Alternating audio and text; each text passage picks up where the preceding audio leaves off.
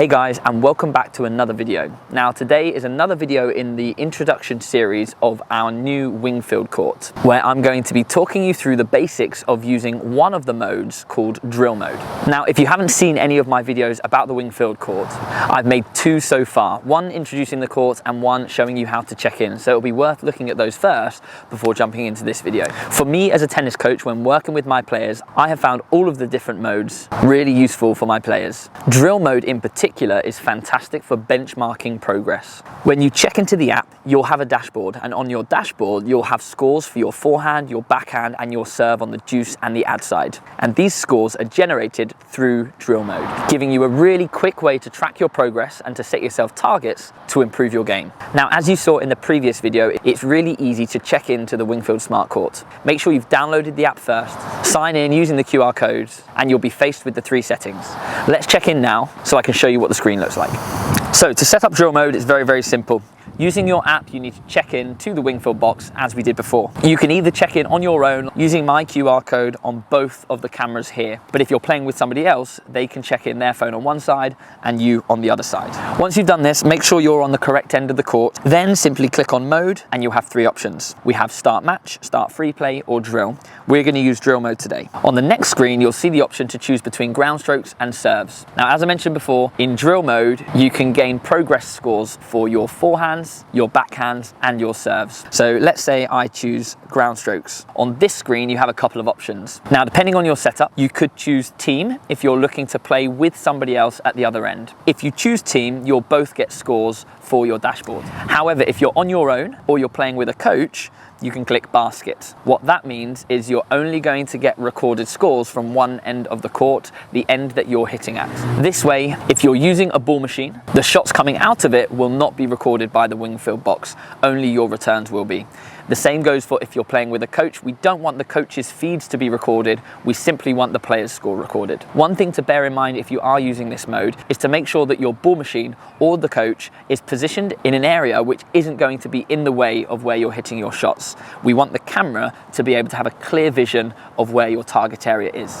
Once you've selected basket or team, you'll then be able to click on one of the tennis balls on the court to set your target zone. You can aim into the deuce corner of the court or the ad corner of the court. If I were to have chosen serves on drill mode, the screen will look similar. However, you won't have the option to choose between basket or team, as you'll be recording your own serves by yourself. All you need to do is to set your target area. As you can see, we've got a target in the deuce court or the ad court at either end. So choose your selected target as we did on the ground strokes one and click start drill. Once you click start drill, you'll be able to get started whether you're doing ground strokes or serves. It's important to get quite a few repetitions in to make sure that your score is accurate. I tend to hit at least 10 serves when I'm doing serve mode, or I try to go for at least 20 ground strokes when hitting forehands and backhands. That way you'll get a really robust score and a good average overall. If you hit less shots, it can be slightly unrealistic. You could hit one or two really good serves or forehands, which could sway your score. At the end of the day, we want the score to be realistic so that we can track your progress effectively.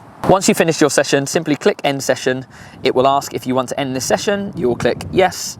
It will tell you that the session is being analysed, and then finally there will be a screen with your score. Now the score is broken down into your accuracy score and your speed score, and in the center of the screen you'll see your overall score for that drill. If you want to have another go at that drill, you can click same drill again, or if you want to have a go at a different drill, maybe you want to practice a different shot, you'll click other session and then you'll go through the mode settings again until you start the session. Once you've closed the Wingfield box down and you've logged out, all of the scores will be uploaded into your app, where you'll be able to see your overall high scores on your dashboard or a breakdown of each drill that you've done in that session. In a second, I'll explain in a little bit more detail about how the scoring system works in drill mode so that you can get the most out of that setting when using it. But before that, I'm going to show you a little bit about how the app looks when you go into your drill mode once completing a session. So once you finish your session, as I said, all of your scores will be uploaded into the app. You need to click the three bars at the bottom left, which will bring up all of your progress and your activities. Now on the progress screen, you will be able to see your dashboard. And as you can see on here, I've got a score for my forehand, my backhand, and my serves.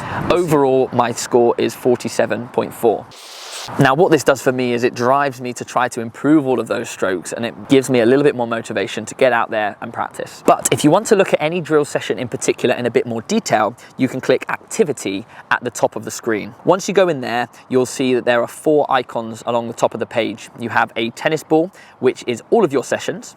You'll have a trophy, which shows you your matches. You have a tennis racket, which shows you all your free play sessions. And finally, you have 3 tennis balls, which marks all of your drill sessions. So click on those 3 tennis balls and you'll be able to see your drills sessions history. Now click on your chosen session and you will have a breakdown of all of the stats that you want to see. On the first page in your session, you will see your overall score, as you saw on the Wingfield box. If you swipe through, you'll see a more detailed breakdown of where every single ball landed in that drill. And if you swipe through again, you'll be able to see the speed of each of your shots in a graph form. You'll also see 4 icons at the top if you want to see even more detail for looking at placement, height, and also the speeds of your shots. When looking at the speeds, it will give you an average speed and your fastest speed. And above all of those stats, you should be able to see video footage of that session, which can be really, really handy for coaching or for watching yourself back. So as I mentioned, I'm going to be talking a little bit about how the scoring system works in drill mode. It's a very sophisticated system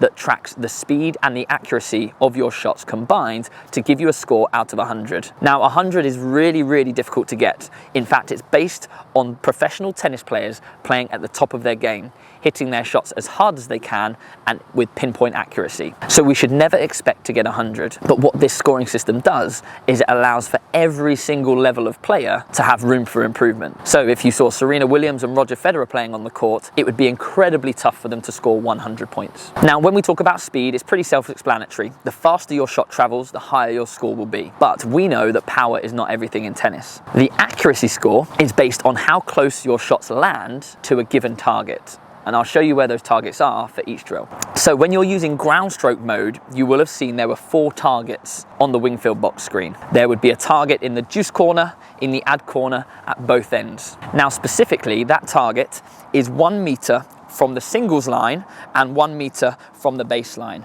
If you manage to get your shots to land exactly where this tennis ball is, you will get the maximum score. However, the further from your target your shots land, you slowly start to lose points. Points will also be deducted if your shots land out of the court and also if your shots go into the net. So when looking to get a really good score on drill mode, it's really important that A, you're getting your shots over and in, but B, we're getting them near to this target zone. This target is in exactly the same position on the other corner of the court, 1 meter from the baseline and 1 meter from the singles line. When hitting serves in drill mode, you'll notice that the target zone is an L shape, just like this. So what the Wingfield box is looking for with regards to accuracy is your ability to hit your serves deep near to the service line or wide near to the singles line. This is the same on the ad court as well. So any serves that land in this zone will give you maximum score. Anything that lands shorter, your score will start to drop. And the same goes for if you miss balls long or wide or in the net, points will be deducted. So there you go. There was a brief overview of how you can use drill mode on your Wingfield court. Like I said at the start, I use this a lot with my players as it gives you tangible evidence to go away and work on given shots. The nice thing about how the dashboard looks on your app is it shows your high scores. So if you struggle in 1 week and next week you manage to beat your score, it will be updated with your highest score. So you can constantly look to progress. So whether you're a coach like me or you're a player trying to improve your own skills, be sure to check out drill mode. It can be a real game changer for progressing your skills and giving you areas to focus on and targets to aim towards. In my next video, I'm going to be talking a little bit about match modes, so stay tuned for that. Thanks as always for watching. I look forward to seeing you in the next video. Take care.